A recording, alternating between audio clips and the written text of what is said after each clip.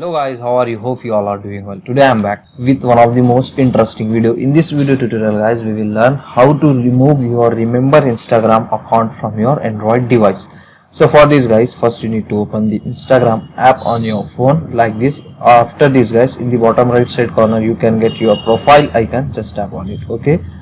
From here you need to tap on the three lines on the top right side corner of your screen like this and open these settings. Okay, in these settings guys, scroll down. At the end you can get the option logout. Just tap on it and here you can get this type of message. As you can see guys, remove safe login info. If you want to remove this login info from your Instagram account, just tap on the remove option. That's it.